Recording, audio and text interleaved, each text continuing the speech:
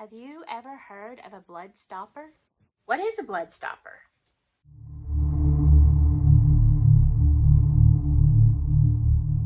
Someone who can magically stop the blood from flowing. Again, grab your coffee and join me.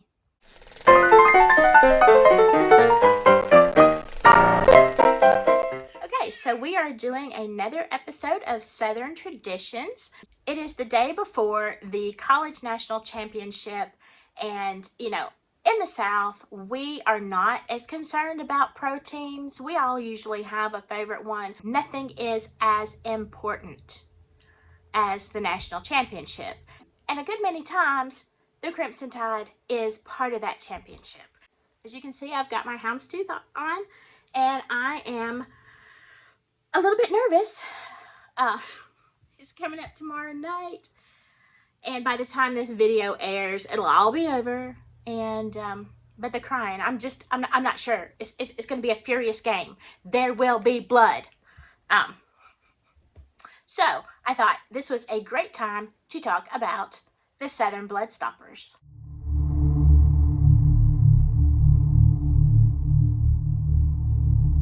Now, this is something I have heard of since I was just wee little bitty.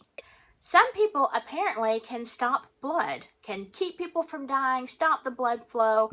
It's so ingrained in my culture that it really wasn't even something I was thinking about talking about. It's just like, we know. If you know, you know. I came across an article on Facebook talking about it, and I was like, well, yeah. Oh, and then I realized, yeah, of course, everybody doesn't know. But here in the South, we are in what is called the Bible Belt. And so, although I'm not sure that this is a true just Southern tradition, maybe some of y'all Northern folks and maybe in other countries, some of my viewers, tell me if you have ever heard this or if anybody practices this. This is based on a scripture. Okay, so the article that I was reading actually takes place in my area in Alabama. And this is like back in the 1920s, I think. I've got something in my eyeball. Okay.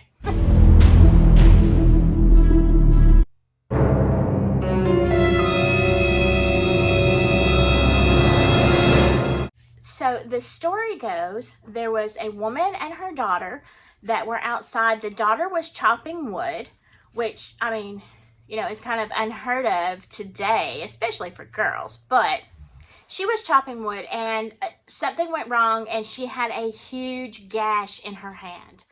And back then, doctors, you didn't go to the doctor. You just didn't. You had to be dying to go to the doctor. And the doctors were kind of scarce anyway. So they had a lot of home remedies, and one of them was to gather some spider webs and completely close the wound with Atticus. You don't close the wound with Atticus. He's just like part of it. He might sit on you, and that might put some pressure on it, but no. Anyway, something about the spider web, the stickiness, yes, dear, would, kind of cauterize, I guess, that and seal it up. That is, if you didn't die of bacteria. But they didn't know about that. So anyway, they bound her hand up with the spider webs, but still the bleeding wouldn't stop. So she's starting to get faint. Like, they realize this is a huge problem. They can't stop the bleeding. So what do? They take her to the local blood stopper. The premise for this is a scripture in Ezekiel that says something like, when I passed by thee and saw thee polluted in thine own blood, live. If you want the reference, I'll put it in the description below. But honestly, that scripture is completely out of context, and it has nothing to do with actually stopping blood. But blood stoppers often use that scripture, and I don't know if you're a magical person. I don't know who is a blood stopper. How do you find out you're a blood stopper? I don't know.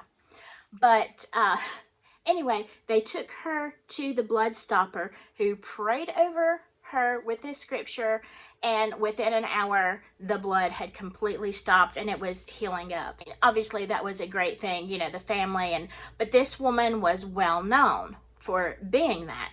Now, fast forward to today. Now, I've told you I work in the healthcare field, and so this story that I'm about to tell you comes from